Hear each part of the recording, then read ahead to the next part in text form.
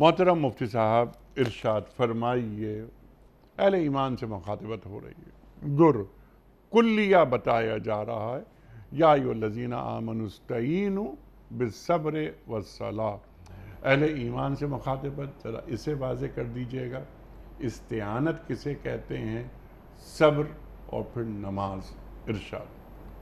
بسم اللہ الرحمن الرحیم۔ قرآن مجید کی وہ آیات جس میں ان صفات کو بیان کیا گیا ہے جو ایک مسلمان کی کلیدی صفات ہیں، اور یہ آیات ایسی ہیں جو ہر لمحے میں مومن کو اس کی صفات میں اس کے زندگی کے ہر مرحلے میں اس کے لیے ایک مشعل رہنما ہے، ان آیات میں ہے۔ بڑی عظیم آیت ہے کیونکہ اس میں دو بڑی عظیم صفات کو اکٹھا جمع کر کے بیان کیا، اور بڑی منفرد آیت ہے۔ اللہ فرما رہے یا ایھا الذین آمنوا استعینوا بالصبر والصلاۃ ان اللہ مع الصابرین۔ اے ایمان والوں، مدد استعانت طلب کرو صبر سے اور نماز سے، اور یہ کرنا اس وقت انہا یہ صبر بڑا بھاری ہے سوائے ان پر جو اللہ کا خشوع رکھتے ہیں۔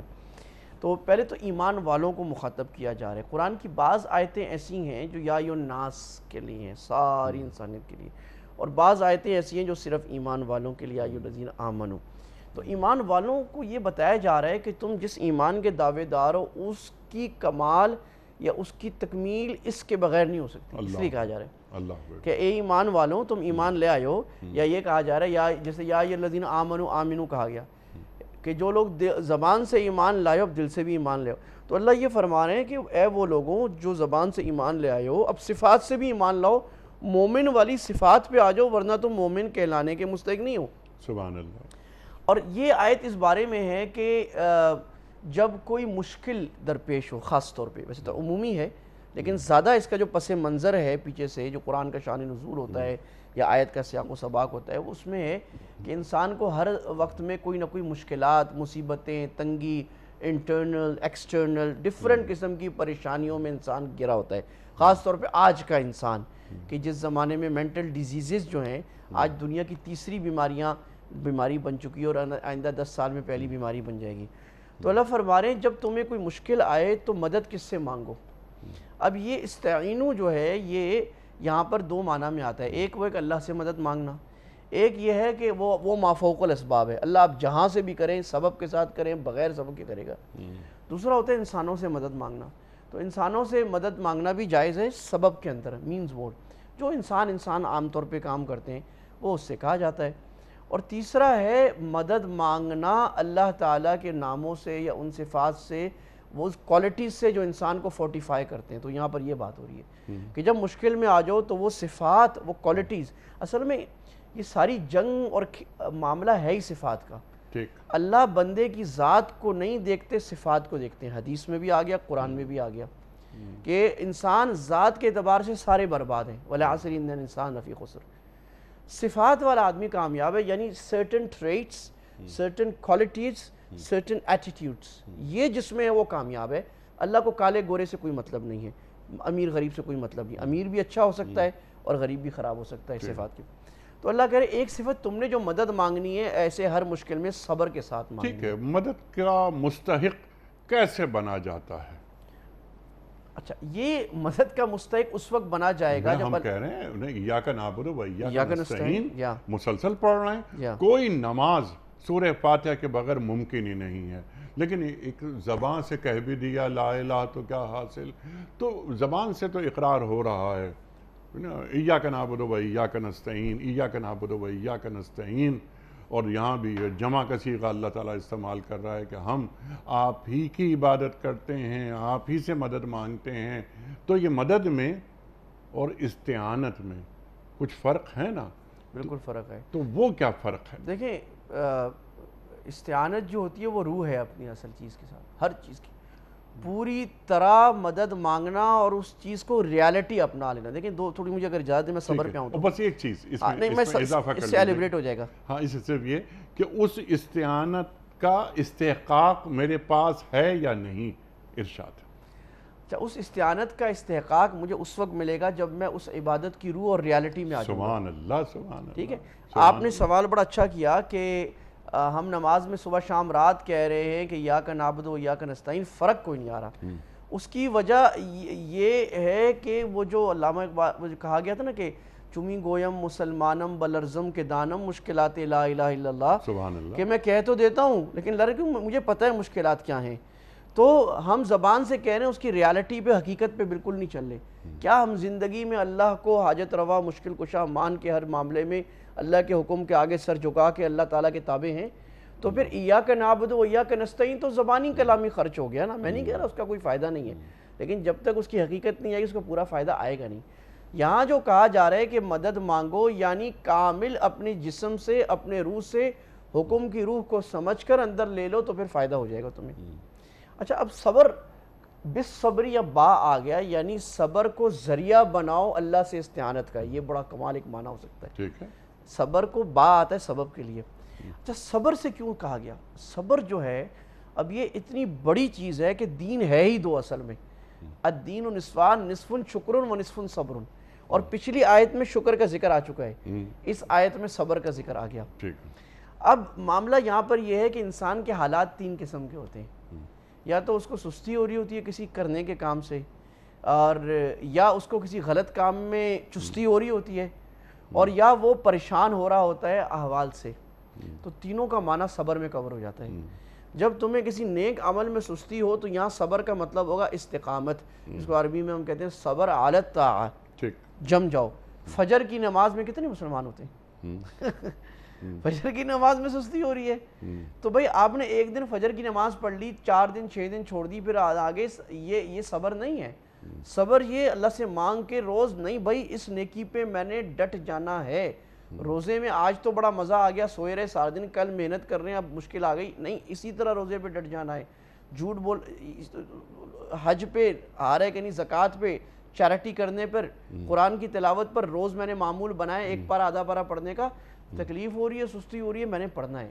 یہ ہے صبر کا پہلا معنی کہ جو نیکی فرض ہے یا جو آپ نے شروع کر دیا کوئی اچھا عمل، اس پر ڈٹ جانا۔ نمبر 2، صبر عن المعاصی، یہ جو سب سے بڑا اس وقت چیلنج ہمارے لیے ہے کہ گناہوں کا ایک طوفان اس وقت بے حیائی کی شکل میں، ڈیجیٹل گناہوں کا ہمارے سامنے، ہمارے نوجوان بچے بچیوں کے لیے خاص طور پہ اور بڑوں ایک ہے کہ دنیا کی بدترین بے حیائی، بدترین گند، بدترین گمراہی، بدترین فسق، الحاد، آپ کو دین بیزاری آپ کو چند فنگر ٹپس میں مل جاتی ہے۔ تو اس میں سے گناہ سے اب یہ ٹیمپٹیشن ہوتی ہے اصل میں، اس کو اگر سائیکالوجی ملے تو ٹریگر اینڈ ریوارڈ ہوتا ہے کہ ایک چیز سے آپ کو بڑا مزہ آتا ہے کوئی خراب کام کر کے، تو پھر آپ جب اس جگہ پہ واپس آتے ہیں، اس جگہ پہ جہاں سے آپ کو مزہ آیا گندی چیز کا، آپ کہیں جا رہے ہیں یا آپ موبائل دیکھ رہے ہیں، تو وہ ٹریگر دوبارہ آپ کے دماغ میں ٹک ٹک کرتا ہے کہ یہ کرو تو دوبارہ مزہ آئے گا۔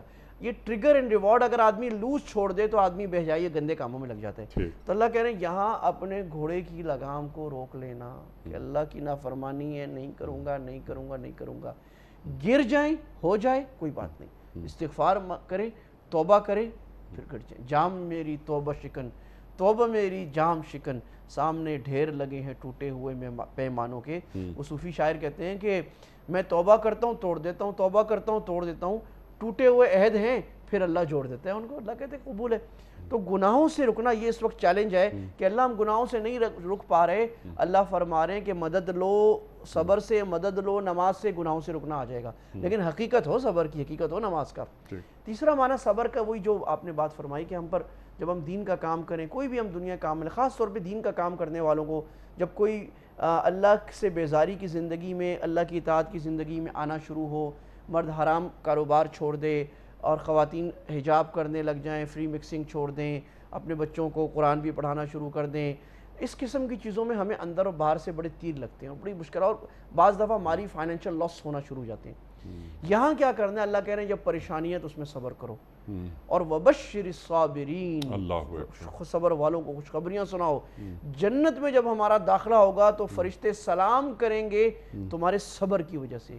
ارے کوئی تو کوالٹی ہوگی نا جو ممتاز کرے، جو کیوں کیسے یہ طے ہو جائے گا کہ کون اولمپکس میں نمبر 1 آ رہا ہے، سارے آ جائیں گے؟ بھائی جنت ایسے آرام سے نہیں ملتی، کچھ کرنا پڑے گا۔ ایک دو حدیثیں مجھے بڑی پیاری یاد آ رہی ہیں اسی صبر کو سمجھانے کے لیے، میں تو جب اس حدیث کو پڑھتا ہوں نا مجھے آنکھوں میں آنسو آ جاتے ہیں۔ اللہ کے نبی صلی اللہ علیہ وسلم نے فرمایا کہ اللہ تعالیٰ جب کسی اپنے بندے کو آزماتا ہے، اس پر تکلیف آتی ہے، اور اس کا بیٹا حدیث میں ہے اس کا بیٹا چلا گیا, اولاد تھی, بڑا پیار کرتا تھا, بیٹا یا بیٹی مر گئی. اللہ میں فرشتوں سے پوچھیں فرشتوں تم نے اس کا بیٹا مار دیا, حالانکہ حکم تو اللہ کا تھا. فرشتے کہتے ہیں مار دیا. کہا کہ قبضتم ثمرۃ فؤادہ, اس کے دل کے ٹکڑے کو تم نے لے لیا؟ فرشتے کہتے ہیں لے لیا. کہتے ہیں میرے بندے نے پھر کیا کہا؟ کہتے ہیں اللہ آپ کے بندے نے کہا تھا انا للہ و انا الیہ راجعون, اور اس نے کہا تھا الحمدللہ. اللہ کہیں گے میرے بندے کے لیے جنت میں گھر بنا دو جس کا نام ہوگا بیت الحمد, تعریف کا گھر.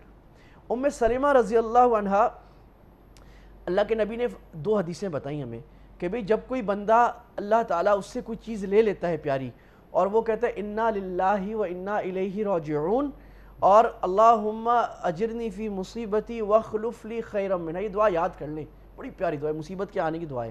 نہیں تو اردو میں یاد کر لیں, نہیں تو آپ ٹائپ کر لیں گے مصیبت کی دعا تو آپ کو گوگل میں نکل آئے گا. اللہ انا للہ و انا الیہ, ہم اللہ کے لگے جانا ہے, اللہ مجھے میری مصیبت پر اجر دے دے اور اللہ مجھے اس سے بہتر دے دے. تو ام سلمہ رضی اللہ عنہ کی روایت ہے, خود وہ اپنا قصہ سناتی ہیں کہ میرا جب شوہر فوت ہوئے, اور دنیا کے بہترین شوہر ابو سلمہ, تو اللہ خوبصورت ترین, اور کہہ رہی جب فوت ہوئے اللہ کے نبی نے یہ دعا پڑھائی. میں نے دعا پڑھ تو لی, لیکن میں دل میں سوچ رہا ہوں کہ ابو سلمہ سے بہتر تو مجھے پورے مدینہ میں کوئی انسان نظر نہیں آ رہا. اتنا پیارا شوہر تھا, اتنا میرا خیال, اس سے بہتر کون ہوگا. خیر میں نے پڑھ لی, سمجھ تو کوئی نہیں آیا. کہتے جب میری عدت گزر گئی اور ایک دن میں اپنے چمڑے کو نا, وہ دباغت چمڑے کو یعنی پروسیس کری تھی اس زمانے میں, تو اللہ کے نبی صلی اللہ علیہ وسلم آئے کسی کے ساتھ, اور آپ نے دروازہ کھٹکھٹایا, پردہ کیا, بیٹھے, میں بھی بیٹھ گئی, ہاتھ واتھ دھوئے میں بیٹھ گئی. تو اللہ کے نبی صلی اللہ علیہ وسلم نے کچھ اور بات کے بعد, حمد و ثنا کے بعد کہا کہ ام سلمہ میں تمہیں اپنا رشتہ دیا, اور یہ بھی سنت ہے کہ رشتہ خود بھی مرد دے سکتا ہے اچھا طریقہ سے, لیکن یہ بھی جائز ہے. تو ام سلمہ فرماتی ہیں کہ میرے تو پاؤں تلے زمین میں پریشان کرو, اللہ کے نبی رشتہ پیش کر رہی. تو میں نے کہا یا رسول اللہ 2 مسائل ہیں. کہا کیا؟ کہا ایک تو مجھے غیرت بڑی ہے, یعنی اپنے پچھلے شوہر سے جو بڑی محبت تھی اس کی غیرت ہے. دوسری میری عمر زیادہ ہو گئی. تیسری میرے بچے ہیں. تو اللہ کے نبی نے فرمایا صلی اللہ علیہ وسلم کہ جہاں تک تمہارے غیرت کی بات ہے اللہ اس کو ختم کر دے گا. یعنی مطلب یہ تھا کہ جب اتنا پیارا شوہر ملے گا تو وہ ختم ہو جائے گا. نمبر 2, جہاں تک بچوں کی بات ہے تمہارے بچے میرے بچے, اور جہاں تک عمر کی بات ہے میری بھی عمر زیادہ ہے تمہاری بھی زیادہ ہے, تو شادی ہو گئی. تو یہ جو چیزیں ہم پڑھتے ہیں نا دل کو مرہم لگانے والے, آج اس وقت ہر دوسرا آدمی جو مجھے ملتا ہے فون کرتا ہے مفتی صاحب, ملتا ہے جمعے کے بعد ذرا مفتی صاحب 2 منٹ 1 منٹ بیان کے بعد, وہ بیچارے کا کوئی مسئلہ ہوتا ہے اور وہ بیچارہ پریشان ہوتا ہے.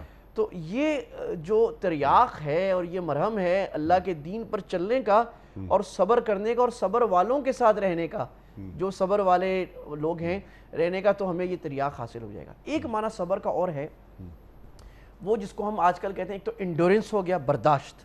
نمبر 2 صبر, ٹالرنس, جس کی آج میرا خیال میں امت کو اور خاص طور پہ پاکستان کو سب سے زیادہ ضرورت ہے. کہ ہماری برداشت اکھڑی ہوئی ہے بری طرح, اور ہر آدمی اس وقت فرسٹریٹ ہے, اور ہر آدمی ریئیکشن دینے کو تیار ہے, اور ہر آدمی دوسرے کو الزام دینے کو تیار ہے. سیاسیوں سے لڑ رہے ہیں, مذہبیوں سے لڑ رہے ہیں, صوبوں سے لڑ رہے ہیں, قوموں سے لڑ رہی ہیں, جماعتوں سے لڑ رہے ہیں, خاندان آپس میں لڑ رہے ہیں, میاں بیوی لڑ رہے ہیں, لڑائی لگی ہوئی ہے. کیوں؟ ہمارے اندر ٹالرنس ختم ہو گیا. اللہ کے نبی صلی اللہ علیہ وسلم نے فرمایا اس صفت کا نام ہے حلم, ٹھہراؤ. یہ بھی صبر کا ایک حصہ ہے.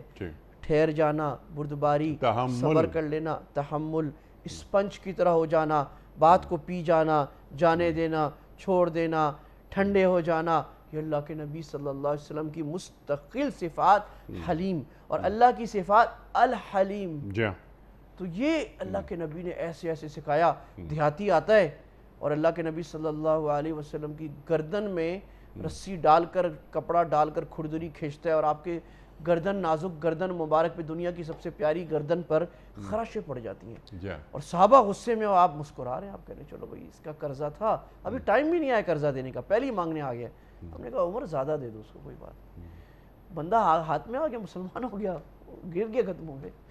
یہودی ہے, اس نے بھی ایسے ہی کیا, مسلمان ہو گیا.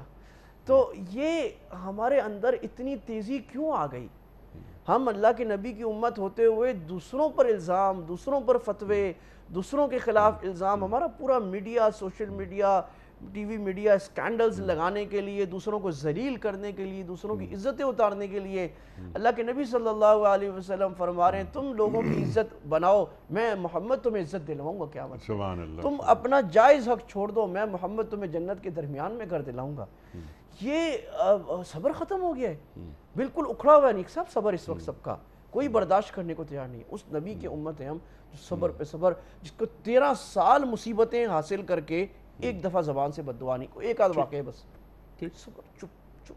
تو یہ اور وہ جو زبان سے کوئی بات ایسی نکلی تو وہ بھی اس پہ کوئی ذاتی مسئلہ نہیں تھا، وہ دین کے دینی غیرت آدمی کے اندر اگر غصہ پیدا کرتی ہے تو بہت ہی اچھی بات ہے. آپ اس کو دیکھیں نا کہ یعنی من تقم لنفسه قط، ساری زندگی ایک دفعہ بھی اپنی ذات کے لیے انتقام نہیں لیا. میں اور آپ دیکھ لیں ہم کتنی دفعہ 5-10 روپے 1000 روپے کے پیچھے سالوں کے رشتے ناطے توڑ کے بیٹھ گئے. مجھے تو روز نظر آ رہا ہے بہن بھائی ذرا سی بات کہہ دی، کروڑوں پتی لوگ ہیں، 1,00,000-2 لاکھ کا مسئلہ ہے، عزت خراب کر کے توڑ کے بیٹھ گئے. ہمارے مزاج سے وہ صبر، برداشت، تحمل جس جانب آپ نے اشارہ فرمایا وہ بس کم ہوتا جا رہا ہے. تقریباً وہ ختم ہو گیا. ہمارے معاشرے اتنے کرخت پہلے کبھی نہیں تھے جتنے اس وقت کرخت ہیں، لیکن اس کے لیے کام کرنا پڑتا ہے. وہ کام کیا کیا جائے وہ سوال میں بعد میں رکھوں گا،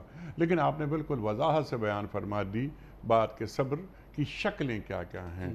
اللہ تعالیٰ کی اطاعت کرتے ہوئے صبر کرنا، فجر کی نماز کی آپ نے بات فرمائی، گناہوں سے دوری صبر کرنا، اور مصیبتوں کے وقت صبر کرنا، اللہ سے جڑاؤ، انا للہ و انا الیہ راجعون. اچھا یہ پھر آپ نے احادیث فرمائی. قرآن کی ایک آیت ہے کہ انما یوفی الصابرون اجرہم بغیر حساب. بغیر حساب. کتنی بڑی یہ آیت ہے، اور صبر کا جو اجر ہے بغیر حساب کتاب کے اللہ دے رہا ہے. صبر اور شکر، جیسے کہ آپ نے فرمائی بات کہ صبر اور شکر دونوں ساتھ ساتھ چلتے ہیں، بلکہ کہیں میں نے پڑھا تھا کہ یہ 2 پر ہیں، ایک صبر اور ایک شکر. پورے قرآن کریم میں ان اللہ مع الشاکرین ہمیں نہیں ملتا، لیکن آیات لَإِن شَكَرْتُمْ لَأَزِيدَنَّكُمْ وَلَإِن كَفَرْتُمْ إِنَّ عَذَابِي لَشَدِيدٌ، یا اس سے جو پچھلی آیت ہے فَاذْكُرُونِي أَذْكُرْكُمْ وَاشْكُرُوا لِي وَلَا تَكْفُرُونَ، پچھلی آیت میں اللہ تعالیٰ یہ فرما رہا ہے. صبر کا اجر بغیر حساب کے کسی اور عبادت یا کسی اور عمل کے نتیجے میں اللہ یہ نہیں فرما رہا. وجہ اس کی یہ ہے کہ صبر میں ساری عبادتیں آ جاتی ہیں نا. آپ جب کسی بھی نیکی کے اوپر صبر کر رہے ہیں تو وہ صبر کے ساتھ نیکی آ رہی ہے. کسی بھی گناہ سے بچ رہے ہیں تو صبر اس کے ساتھ آ رہا ہے.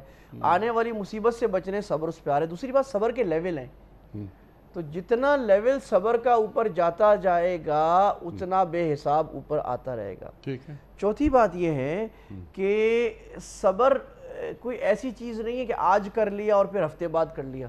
مزاج کا حصہ. یا نماز جیسے ہے کہ 5 وقت پڑھ لی تو 5 وقت میں نماز پڑھ رہا ہوں دن کے 2-2.5 گھنٹے، باقی وقت تو نہیں پڑھا. صبر تو 24 گھنٹے انسان صبر میں ہے، اس لیے بے حساب ہے کہ ہر وقت صبر کی جو میں نے 3 صورتیں عرض کی ان میں سے کسی نے ایک صورت میں انسان اگر کر رہا ہے تو ہے، اس لیے بغیر حساب ہے کہ اس کا حساب کتاب اللہ کہہ رہے فرشتوں کو بھی اللہ نے کہا تم بھی چھوڑ دو، یہ میرا اور میرے بندے کا ہے، میں جانوں کہ کتنا اس کو اجر دینا ہے، کتنا صبر پہ آ رہا ہے اس کو. اور اس میں جو یہ صدی ہے نا ہماری جس میں چیلنجز بڑھ گئے ہیں، تو اس میں ایک یہ کہا جاتا ہے کہ یار پہلے تو اتنے فتنے نہیں تھے آج فتنے ہیں. تو اس میں ایک اچھی بات ہمارے لیے کہ ثواب بھی زیادہ ہے.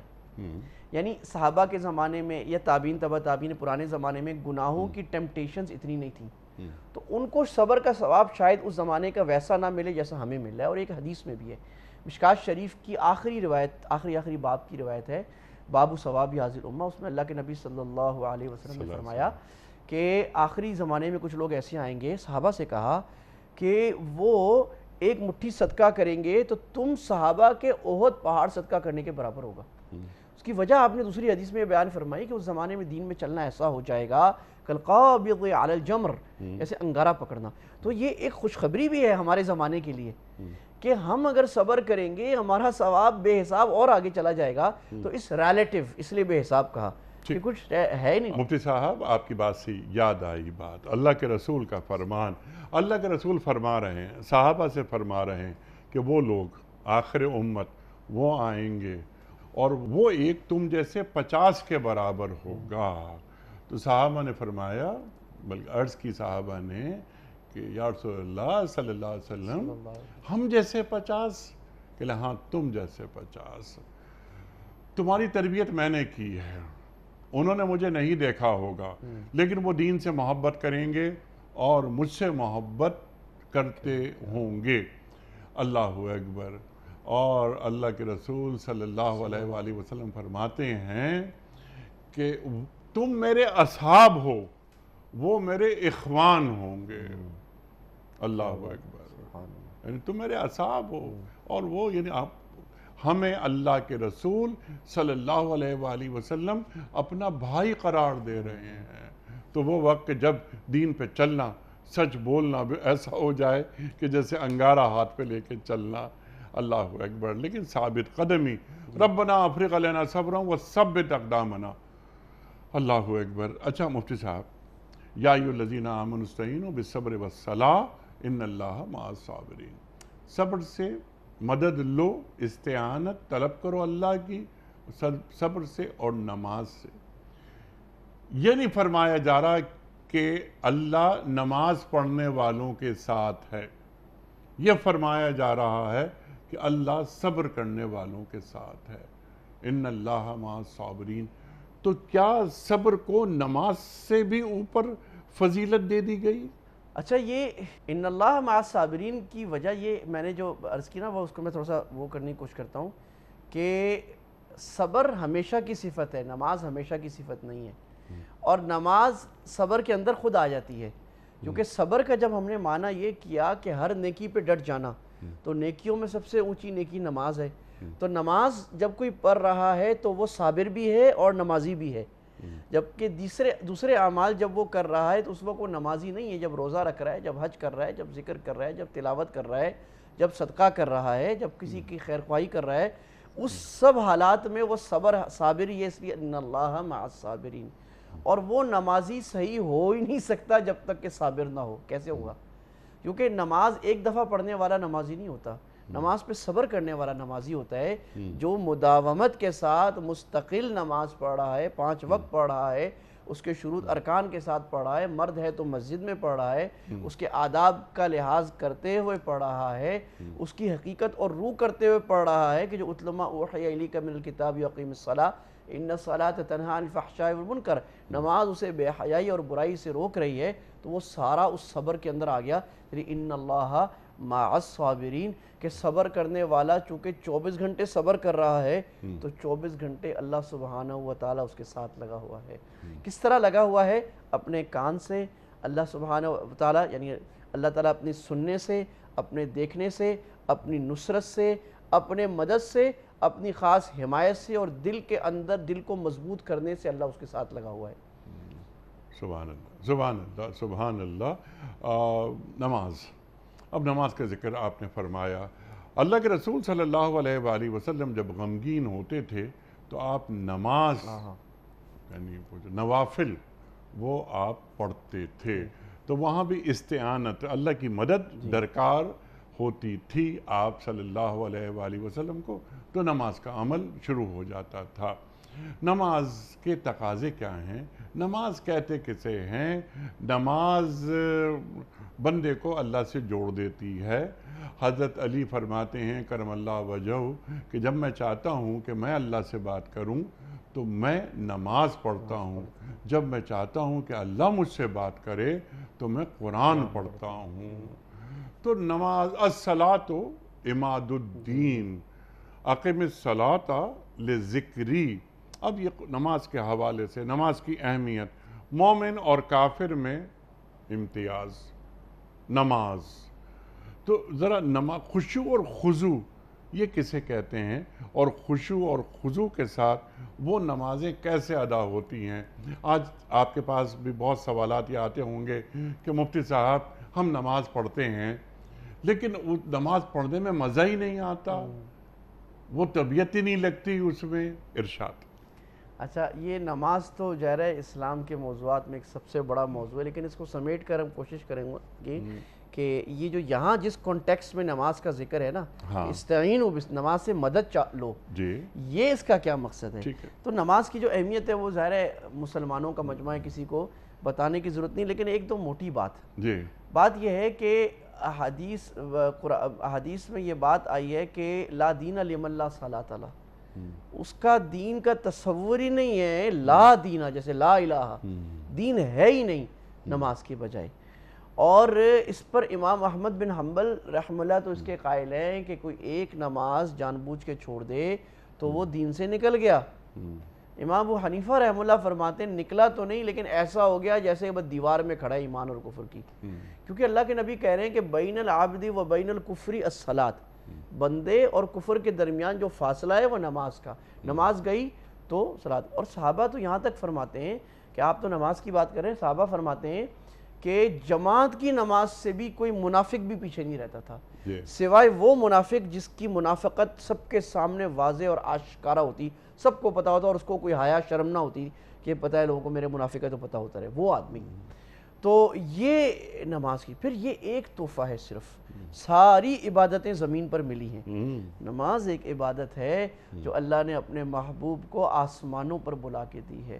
میں اگر آپ کے گھر آؤں اور بڑا محبت سے اور ہمارا ایک تعلق ہے اور آپ کو، تو ظاہر ہے آپ مجھے بہت اعلیٰ بہترین تحفہ دیں گے، سب سے نکال کے. کوئی بڑا آدمی میرا بڑا محبوب آئے تو میں اس کو نکال کے دوں گا. تو اللہ کا محبوب، بادشاہوں کے بادشاہ، اللہ کا محبوب، اللہ کے، اور سب سے بڑا جس سے اللہ نے ایسا پیار کیا جس کسی سے نہیں کیا، وہ آ رہے ہیں تو اللہ تحفہ کیا دے رہے ہیں؟ نماز کا. یہ ہے نماز. اچھا اب یہ جو مدد مانگنا ہے، جو آپ نے حدیث کی طرف اشارہ کیا کہ نماز صرف ہمارے لیے نہیں ہے، نماز ہماری دین دنیا سب کے لیے ہے. نماز پڑھنے والے کی اللہ سبحانہ و تعالی حفاظت کرتے ہیں. صبح نماز پڑھے شام تک اللہ حفاظت کرتے ہیں، شام کی نمازیں پڑھے اللہ صبح تک حفاظت کرتے ہیں. اللہ اس کو جو فجر، حدیث میں آتا ہے جو فجر کی نماز پڑھتا ہے اللہ اس کو اپنی حفاظت میں، اس لیے فجر کی نماز کی اتنی زیادہ اہمیت کہی جاتی ہے. فجر سے جب دن کا آغاز ہوگا سارا دن نماز میں آ جائے گا. اللہ کے نبی صلی اللہ علیہ وسلم مشکل آتی حزبہ امر ابتدر الی الصلاۃ، ایک روایت میں نماز پڑھتے، ایک روایت میں فزع الی الصلاۃ، جیسے انسان گھبرا کے کوئی کام نہیں کرتا. آپ کا جو فوراً ریئیکشن ہوتا کسی مشکل آنے میں وہ یہ نہیں ہوتا ڈاکٹر کو لاؤ اس کو لاؤ، نماز پہلے آپ نماز پڑھتے لمبی اللہ سے مانگ، جیسے آپ نے فرمایا، علی نے فرمایا نماز میں اللہ سے باتیں، اللہ سے مانگ رہے ہیں، اللہ میں آپ کا بندہ ہوں، اللہ آپ مسئلہ حل کریں. اس کے بعد اسباب بھی اپناتے، اس کے بعد دعا، پھر اسباب. ہماری والدہ نے بڑے عرصے ہماری یہ تربیت کی کوشش کی، پتہ نہیں کتنی ہوئی کہ نہیں ہوئی، اللہ ان کو جزائے خیر دے، ہمیں ان کی خدمت کی توفیق عطا فرمائے. تو وہ جب بھی کوئی مسئلہ ہوتا تھا ہم کہتے تھے یہ کر دیں وہ کر دیں، کہتے بیٹا پہلے نماز، پھر دعا، پھر صدقہ، اب کرو جو کرنا ہے. سبحان اللہ. یہ جو سنت کی ترتیب اللہ سکھائی. تو بھائی آپ کو جاب نہیں مل رہی، آپ کی شادی اچھی نہیں ہو رہی، گھر میں جھگڑے ہیں، مسائل ہیں، خرچے نہیں پورے ہو رہے، جوتے کا تسمہ تک ٹوٹ گیا ہے، 2 رکعت نماز حاجت کی. اور حاجت کی نماز پڑھنے کے بارے میں ہمارے ساتھی سمجھتے ہیں کہ کوئی خاص طریقہ، کوئی طریقہ نہیں ہے. حاجت کی نماز پڑھنے کا مطلب یہ ہے کہ آپ نیت یہ کریں کہ میں حاجت کے 2 رکعت پڑھ رہا ہوں، 4 رکعت، 6 رکعت، 10 رکعت، جتنا پڑھنے جتنی حاجت ہے، اور اس کے بعد دعا کر لیں. یہ ہو گئی حاجت کی نماز جو اللہ کے نبی صلی اللہ علیہ وسلم اور صحابہ سے ثابت ہے کہ فوراً نماز کی طرف جا کے نماز کرنا. تو اللہ تعالیٰ نماز سے مسائل حل کرتا ہے. کتنے سارے مسائل ایسے ہیں کہ نماز پڑھی جاتی ہے. اس صلاۃ الاستسقاء کیا ہے بھئی؟ جب سب سے بڑی اللہ کی جو نعمت ہے وہ پانی ہے نا، پانی ختم، دنیا کی لائف ختم ہے. تو پانی جب ختم ہو جاتا صلاۃ الاستسقاء ہوتی. تو اللہ کے نبی صلی اللہ علیہ وسلم کے زمانے میں بار بار ہوا، اور آج کے زمانوں میں بھی تاریخ ملتی ہے کہ صحابہ فرماتے ہیں اللہ کے نبی آگئے، نماز پڑھی، بارش نہیں ہو رہی نا، اور نماز پڑھی اور آپ نے ہاتھ اٹھائے تھے، ابھی نماز ہم نے ختم نہیں کی تھی کہ اتنی بارش ہوئی کہ وادیاں بہہ گئیں. نماز کیا سکھایا جا رہا ہے؟ جب بڑی سے بڑی مصیبت چھوٹی. اب اس میں آپ یہ کہیں جناب کلائمیٹ چینج ہے، اس کو وہ منع نہیں ہے، لیکن کیا ہماری ساری نظر جو ورلڈ کیلیمٹیز آ رہی ہیں اس میں ظاہری اسباب کی طرف جا رہی ہے یا مسبب الاسباب، the creator of all the means and means and the systems، اس کی طرف جا رہی ہے؟ تو یہ ہے الصلاۃ استعین. تو ٹو ڈو کیا ہے اس کے لیے، کرنا کیا ہے کہ بھئی ہم اس کی عادت بنائیں خود بھی اور اپنے بچوں کو. کوئی مشکل آئے نماز 2 رکعت نماز پڑھی. یہاں تک کہ اگر آپ کے پاس ٹائم نہیں ہے, آپ کوئی سنت پڑھ رہے ہیں, زور سے پہلے کی سنت پڑھ رہے ہیں, زور کے بعد کی سنت, اس میں نیت کر لے 2 رکعت نماز, اس میں سنت کی نیت بھی کر لے, اس میں حاجت کی نیت بھی کر سکتے ہیں, شکر کی اور بھی نیتیں کر سکتے ہیں. یہ حاجت ہو گئی. چھوٹی لمبی دعا کا ٹائم نہیں, چھوٹی دعا, بالکل ٹائم نہیں, نماز پڑھی 2 رکعت, بھاگ جائیں جہاں جانا ہے, راستے میں دعا کرتے جائیں, ہو گئی. یہ حاجت کی اللہ سے تعلق. اور اس میں اصل بات کیا ہوگی, اسی کی وجہ سے یہ صبر اور صلات کو کیوں ذکر کیا, ساتھ کمپلیمنٹ کرتے ہیں. نماز صبر کو کمپلیمنٹ کرے گی اور صبر نماز کو کمپلیمنٹ کرے گا. صبر کہے گا کہ نماز پہ جمنا ہے بھائی, نماز نہیں چھوڑنی, اور نماز آپ کو صبر عطا کرے گی. مشکل آ گئی, پیارا چلا گیا, مصیبت ہو گئی, نماز سے دل بیٹھ جائے گا, سکون آ جائے گا, اطمینان آ جائے گا, پتہ لگ جائے گا دنیا فانی ہے, دنیا کا بڑے سے بڑا نقصان بھی چھوٹا نہیں ہے, اور آخرت کا چھوٹے سے چھوٹا نقصان بھی چھوٹا نہیں ہے, بڑا ہے. تو دنیا کا بڑے سے بڑا نقصان چھوٹا ہے, اور آخرت کا چھوٹے سے چھوٹا نقصان بھی بڑا ہے. یہ سمجھ میں آ جائے گا. سبحان اللہ, سبحان اللہ.